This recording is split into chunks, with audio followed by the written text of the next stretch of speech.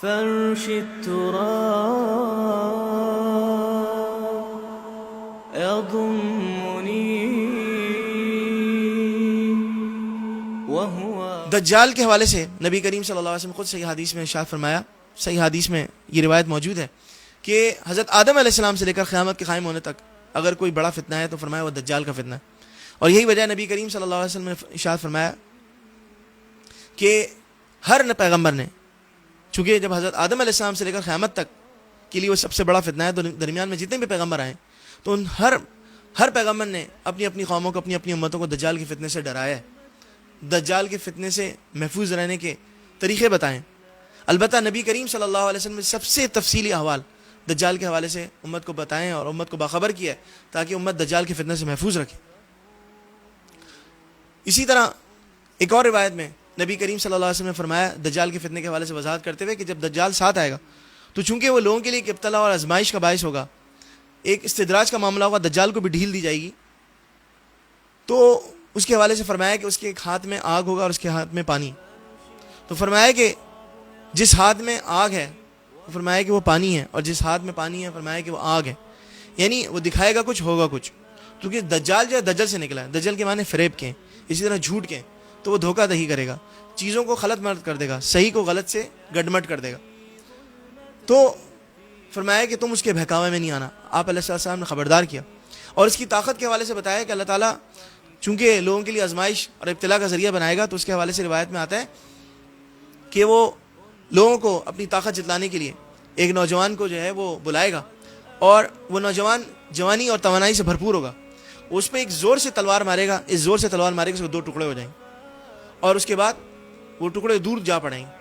پھر وہ حکم دے گا اور وہ ٹکڑے جڑ جائیں گے اور وہ انسان چلتا ہوا، ہنستا ہوا، مسکراتا ہوا سامنے آ جائے.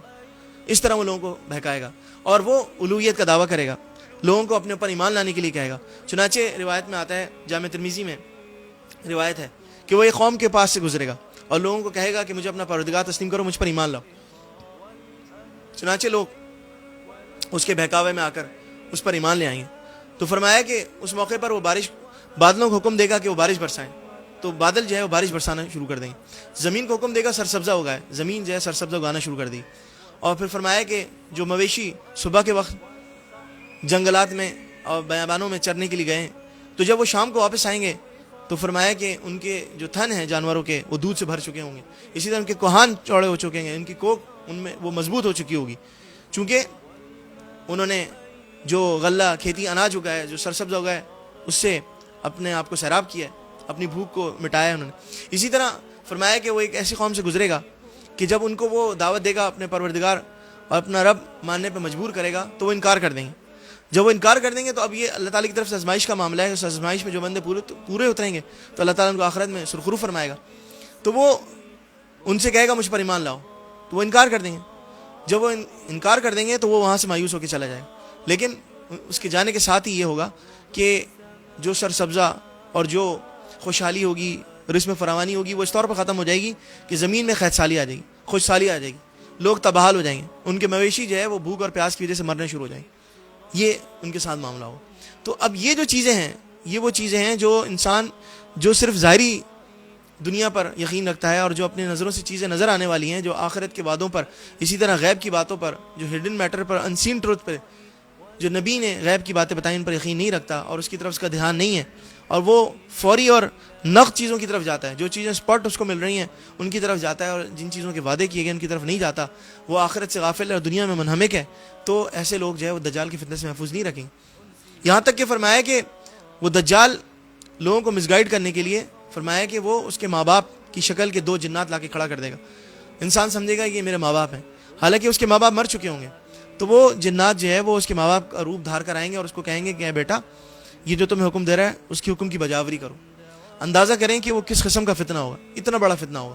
صحیح مسلم میں نبی کریم صلی اللہ علیہ وسلم کی ارشاد مروی ہے، اس میں آپ نے فرمایا کہ جو شخص سورہ کہف کی ابتدائی 10 آیات کو یاد کر لے گا تو وہ دجال کی فتنہ سے محفوظ رہے گا.